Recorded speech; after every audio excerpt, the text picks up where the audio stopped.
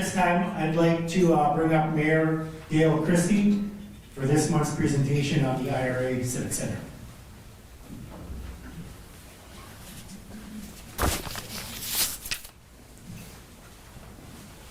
Thanks for having me here today. You'll notice by the title slide, it says the IRA Civic Center improvements, fixing what needs to be fixed. And we'll talk about that in a little bit. But the reason we have that there is that we've tried to run a referendum before that didn't pass. And what we did is we cut it down this time to just what needs to be done. That's part of what we're here to explain today.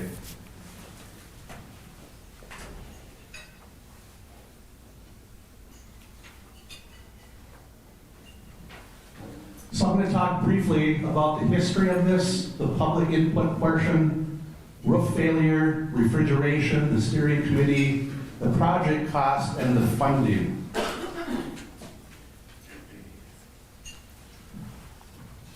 So some of you may realize that a few years back, our roof trusses failed. And we had to take a look at what we were going to do about that. So in 2017, a master plan was put together, and the idea was that we would replace the west venue roof, the old part of the Civic Center, the refrigeration, because the flooring, all the arenas built in this area at the same time, their floors have failed, and the refrigeration has failed. We're the last one going. And I know Dale is crossing his fingers about getting through this season. Upgrading the locker rooms and enhancing the ADA accessibility. And about that time, it was suggested to us that adding items that have been identified as needs in the community would be a good way to approach getting the referendum passed. So we discussed creating a daycare space, boys and girls club space, having an indoor playground, a sports rehabilitation center, and then at the very end we added artificial turf on Legion Field, which has since been accomplished in a different way.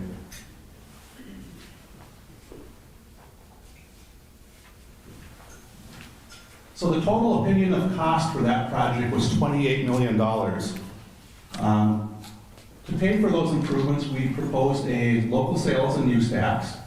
And as you may well know, that failed by about a 60 to 40% margin. So we did some research into why it failed. And what we heard back is that the main thing we heard back from leaders in the community was that the project was too large. It was more than what people were willing to do. And people told us that they would have voted for it if it was just to fix what needs to be fixed and make the building usable. They liked the concept of a local sales tax and use tax to fund the improvements.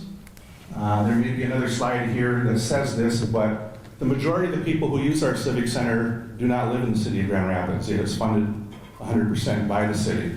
In fact, I believe the numbers are over 60% are from outside the city that use it. This is a picture of the second roof failure, the failure of the trusses.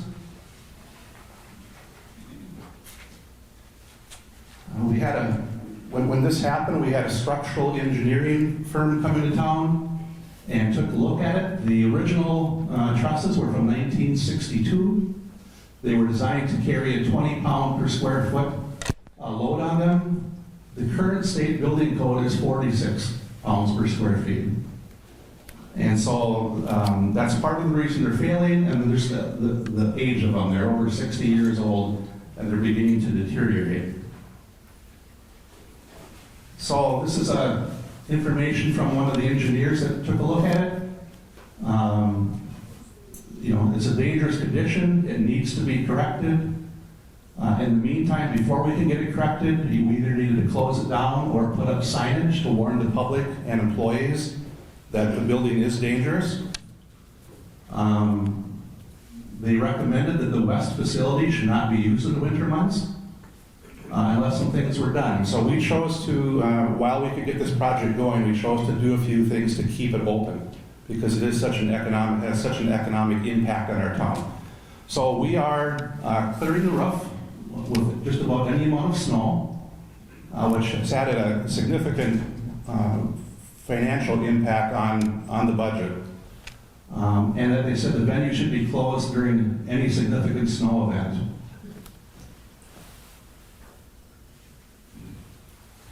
And while it was fun for some of us to see City Administrator Tom Hagel and Dale up on the roof shoveling for a while until we could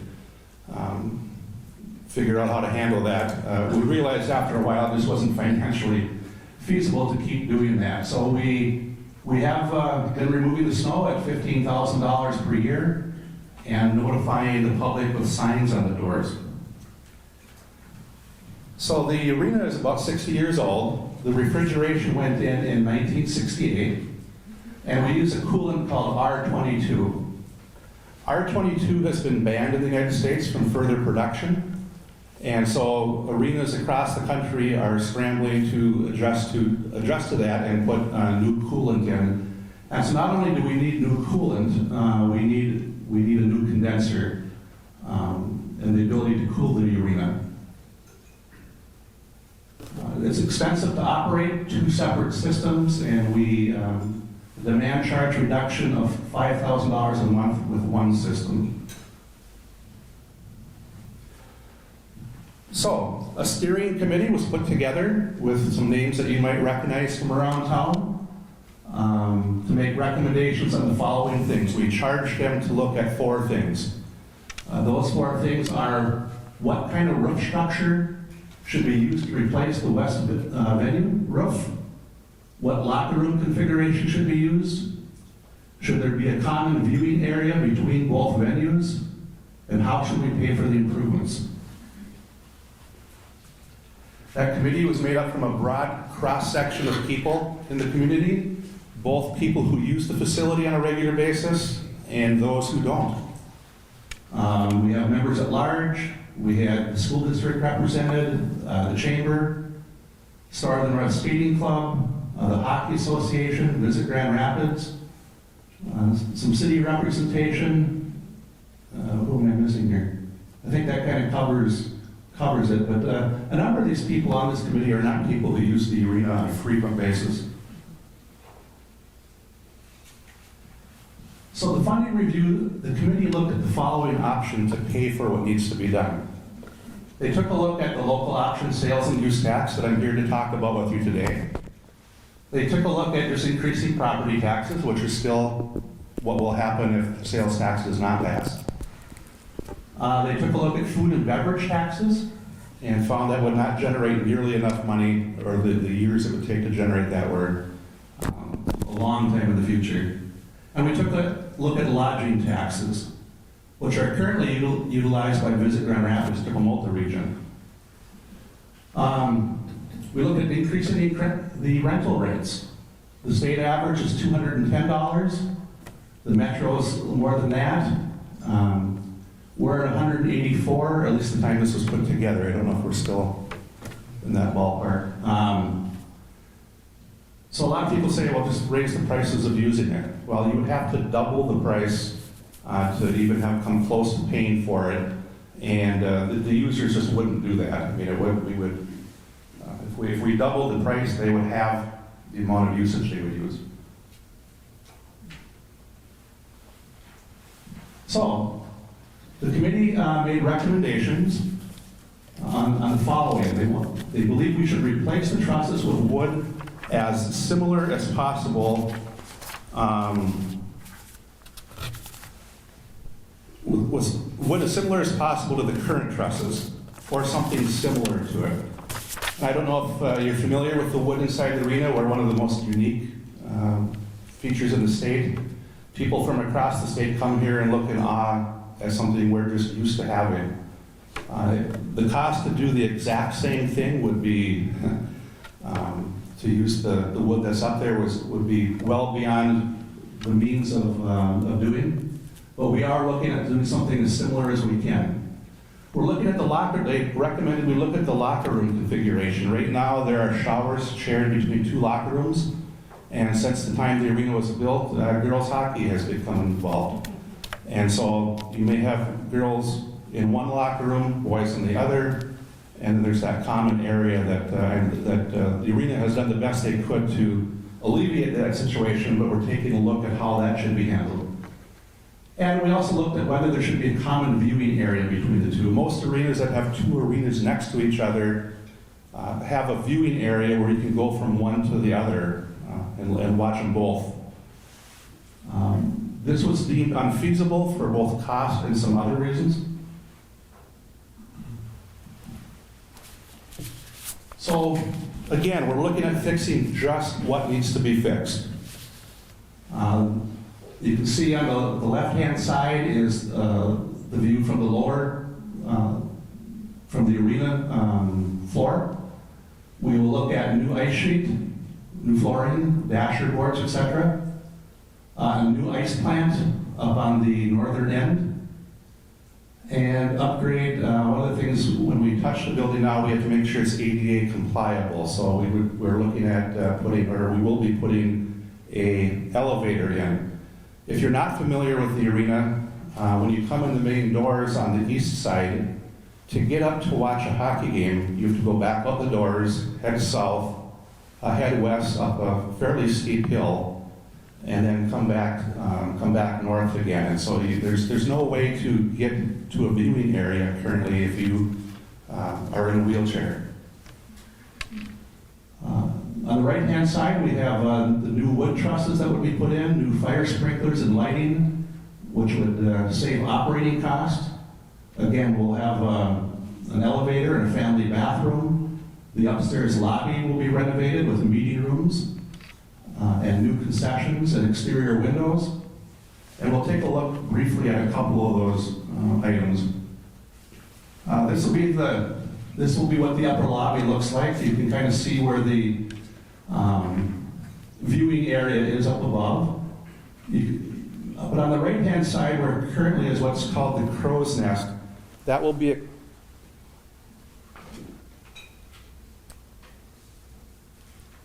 test.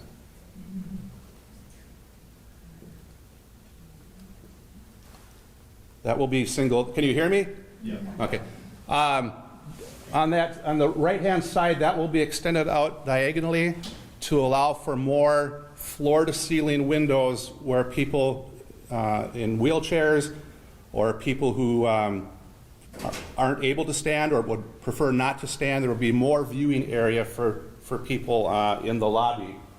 As well, there will be viewing areas out in the arena that currently aren't there for those who are handicapped and need accessibility. So where the old concession was up above, that will be taken out and created into conference space. There will be garage doors there that will come up so that when a game is happening that needs a lot of people in the building, those doors will be up, so there'll be plenty of room up in the upper lobby.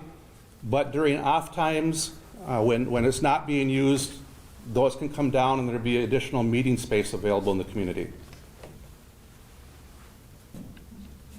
Okay, I think I'll move on to anything else I should mention from up above. This is what the inside of the arena will look like. Similar to this anyway. This is the artist's renderings. You can see the view of the upper lobby by the flag. And you can see the new wood trusses. They won't be exactly the same. In fact, they'll be roughly double the size of the current ones. But it still remains that feel that brings people to Grand Rapids. And you can't see on the west side, but on the east side you can see there will be additional handicapped seating that will jut out into the stands and allow wheelchairs to have access. And that'll be on both sides, right? Or Just the west. just the west side.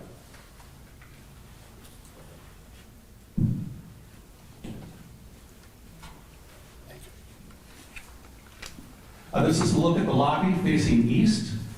You can see that the stairwell is still where it was, but on the left-hand side where the crow's nest area was will be where the new elevator will be put.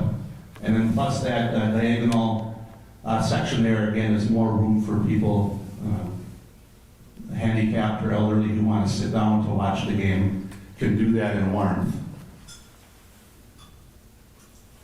This is the lobby facing the other direction. This allows you to see better the areas on the left-hand side, that where the garage doors come down and make that meeting space.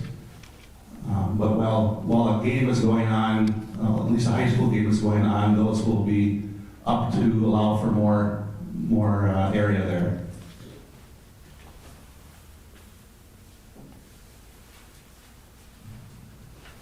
These are what the meeting rooms will look like with the garage doors down. This will just be an example of what one will look like. I think the main thing I want to point out there is on the south side, you can see some new windows will be added there to bring some more light into the upper lobby area. So the project cost, what is this going to cost now that we have trimmed the size of the project down? So between demolition and all the items that you see on here, the cost will be a little over $15.5 million.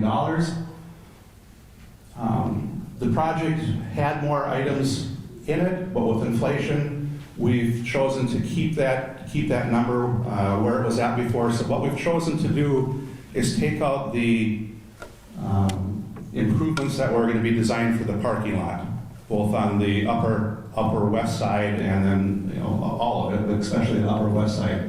So by taking that out, we were able to keep the items in there that we were able to do the rest of it at the original cost. So we're looking at a number of sources for funding. We've already received money from the state of Minnesota, $5 million. We have about $1.5 million to $2 million pending in grants that we should find out real soon. And then so the portion that we have to come up with as a city is a little over $8.5 million.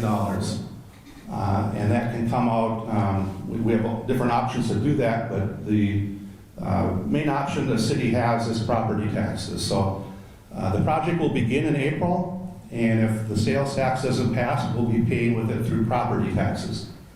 The proposal, that'll come up here in a second. So the funding choice again is property taxes or sales and use tax.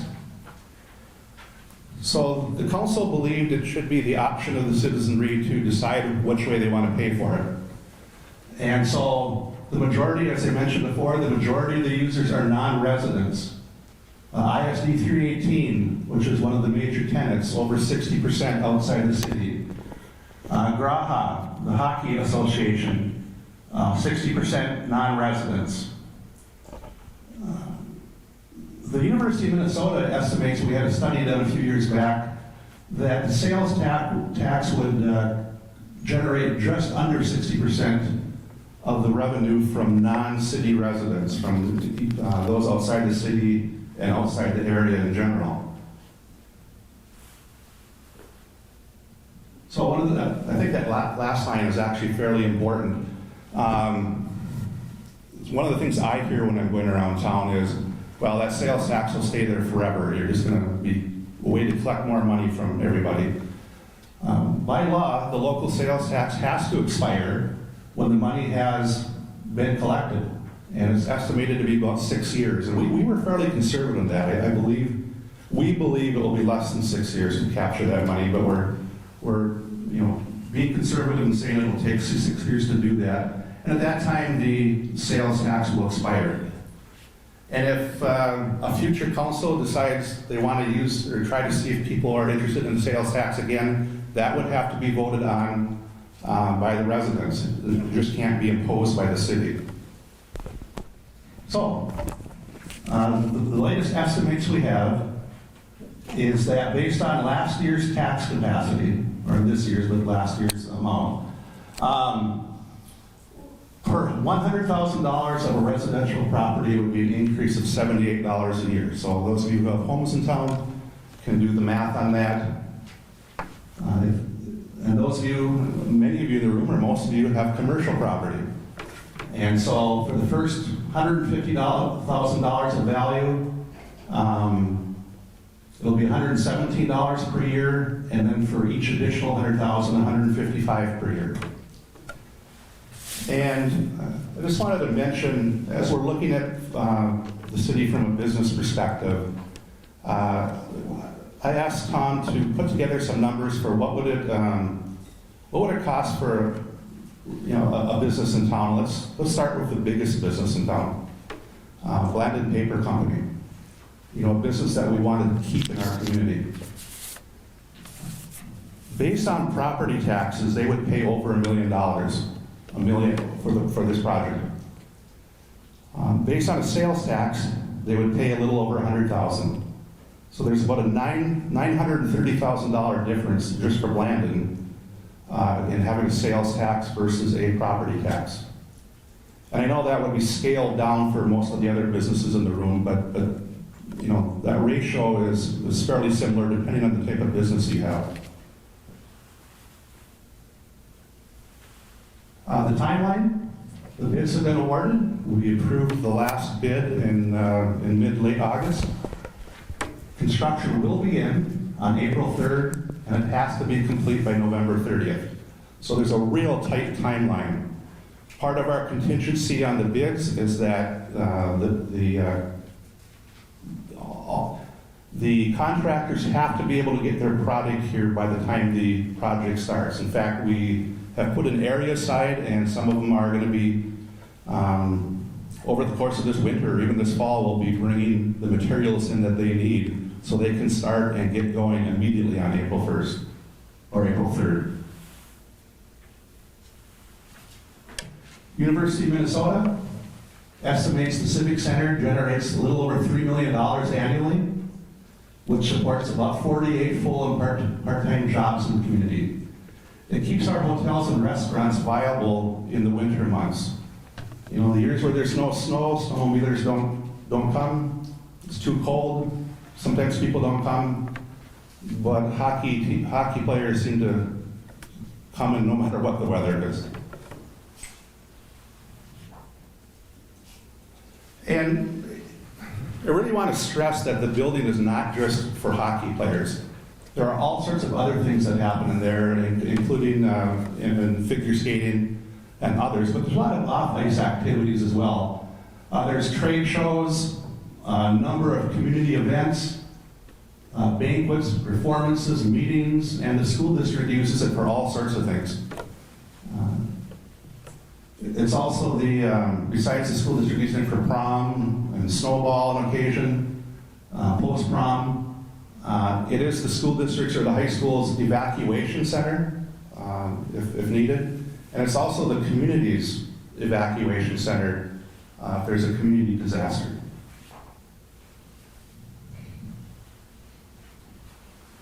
So, I wanted to make sure I kept it short enough so there's time for questions. If you have questions after this meeting is done, feel free to call Tom. Call him or email. I certainly have been taking calls and will as well. I'm very happy to take calls, but he put his information up there, so. Are there questions? Mary? I just had a question concerning the gap between when the construction will happen and when you would either get benefit from the tax or the sales tax or the property tax. What's your plan to cover that gap? I'll let Tom, I can answer it, but not as well, so I'll let Tom tackle that. That actually is a really good question. To add on to that, in order for the state bond monies to be released, we have to prove that we have our funding in place. And what our financial advisors have recommended is that we issue a 2-year temporary bond, kind of like when you build a house, you get a construction loan. And then after that 2 years, we'll know whether or not the local sales tax is passed, and then we'll issue permanent financing, which would either be paid by local sales tax or property tax. So when you look at the impacts on the slide for property tax, that assumes that the local sales tax hasn't passed and that we're fully funding the bonds. In the first 2 years, we're only funding the interest, which is about 230 to 250,000, where if it doesn't pass, the full bond amount for that 20 years is about 750,000. Does that answer the question? Okay. Other questions? Peter? Yeah, you might have, how much is the sales tax right now, and how much is it gonna increase? Currently, the city has no sales tax, so the sales tax that we pay is state related. So if this sales tax passed, it would increase 0.5%. One half. And then a follow-up, I know there's other things out there in the community that are talking about a potential sales tax for, do you have to comment on what those are? I mean, not necessarily an opinion on it, but what they are. I can speak a little bit to that, and think you're referring to the law enforcement, or the judicial center, the new jail. The county is proposing a 1% sales tax, and they're in the same situation. Do we pay for it through property tax or sales tax? And so they're proposing, or they would need to propose, or they did propose, but they need to, a 1% versus our 0.5%, just because of the scale of their operation, or of the cost of it. And again, the idea is, do we all pay for it locally, or do we ask others to contribute? When we go to other communities, or just about anywhere, unless you're going to Aiken, if you go any direction from here, you're paying a sales tax in their towns. And if you go to Hibbing, you're paying a sales tax. If you go to Duluth, you go to Cloquet, you go to Bemidji, Brainerd, Black Duck, just about anywhere you go, you're paying a sales tax, and you're helping pay for their items. So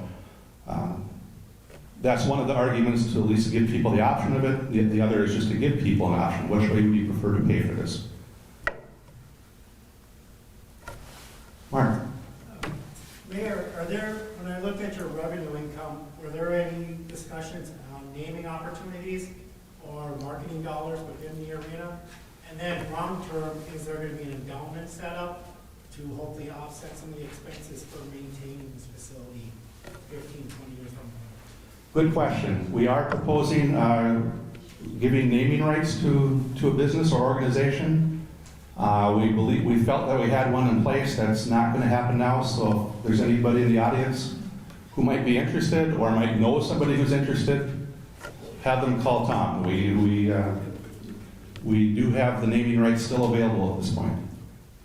And the idea of that is part of the naming rights would go towards paying off the bond, and another part of it would go towards long-term maintenance of the facility, so that money is saved up for the future, kind of like depreciation, rather than having to come up with all the money at once.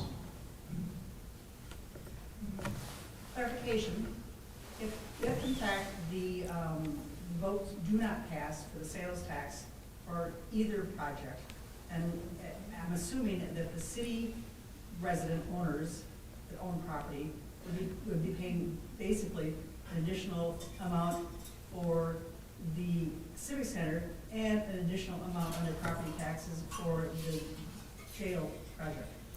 That is correct, and I can't speak to what the jail project property tax increase would be, but the amount I put up earlier for the city project is what it would be if the sales tax doesn't pass. If it does pass and we can raise enough money in that 6 years, there would be no increase in property taxes. And some people are asking about ongoing operating costs. What we looked at was that the operating costs would actually improve with this. We have a more efficient building, more efficient new compressors, and then we would be putting the money aside for long-term maintenance as well.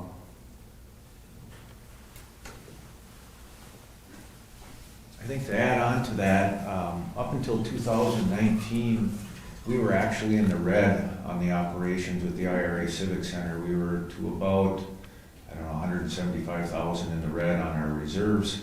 At that time, we made some very difficult staffing decisions.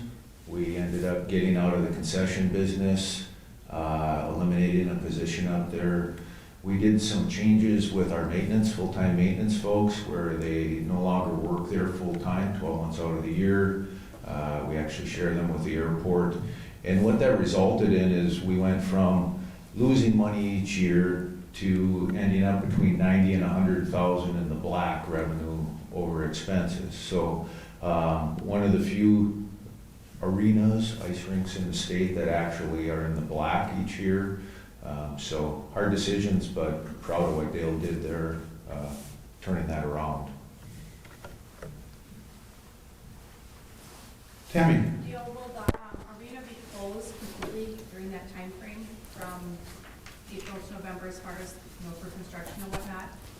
It will, and Dale, you can let me know if I'm wrong on this, but at one time we thought the east side could remain operating while the west is being fixed, but insurance-wise, I believe we have to close them both so that they have room to operate and can do it safely. And so I know plans have been, I don't know where they're at, but I know that users of it in the summer have been working with Dale on finding alternative venues and neighboring cities that they might be able to rent ice from during the summer months. Other questions? Well, Mr. Mayor and chamber members, I'm Mike Ives, and most of you know that we're in the hotel business. I've had many people say to me, well, if we have a sales tax, people won't come. And I just want to tell you that's not true. You look at any other communities around, and he named them, but especially Duluth. It's over 2 points there that they add on to your room. And people will come. They want good facilities. And they really don't miss the small amount that we collect extra for a sales tax.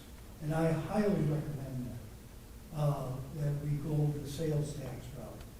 If you go with the property tax, well, then it's just going to mean for us higher rates. Some businesses can't do that, and the extra property tax will be a burden.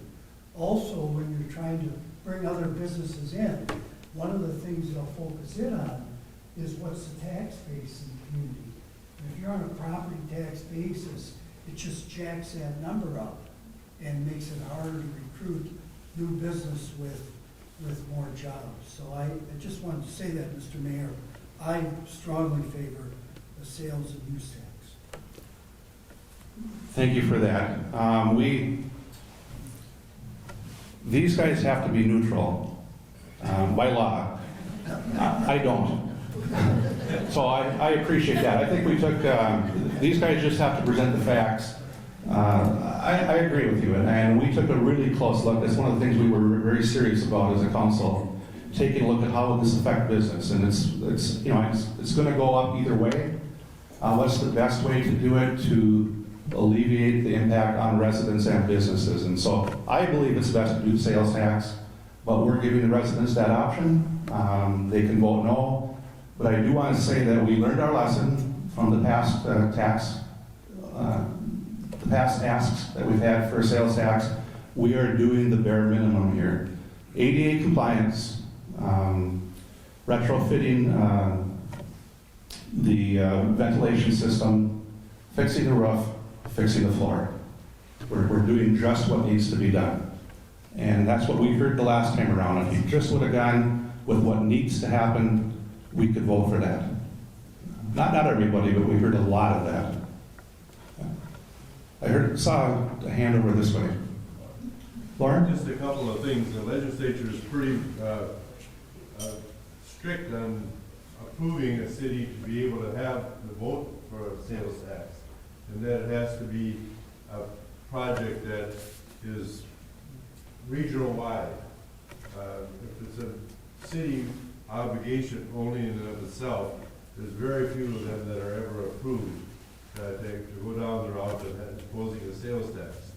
So this one is, in the testimony that was before the legislative committee, they picked the Grand Rapids proposal and Tom Pagel's proposal to show what kind of a good job could be done in the application for the sales tax. So kudos to Tom and the Grand Rapids for that type of an honor. The other thing is, I've rented a car in Phoenix, Arizona. The sales tax was 47%. And I just rented a car in Chicago to drive to Columbus because I couldn't get on a plane because they were all canceled. And my choice was to sit in the Chicago airport for a couple of days. And I paid 21% sales tax on a car rental. Yeah, we weren't looking for another way to tax people, trust me. In fact, we do everything we can to try to keep, we look at every expenditure that we make. And so to add something else was not the idea here, but we were looking at what's the fairest way to do this. And the fairest thing in my mind was to give people that choice. And so the hard part about this is getting that word out. There's not a advocate group out there that's going door to door to explain this. So, that's what we're trying to do, is trying to get out to as many people as possible. And so I appreciate the opportunity to be here today. Any other questions? Well, thanks again for inviting me. If you have questions, I was just joking, feel free to call me. But Tom is always willing to take questions as well. So.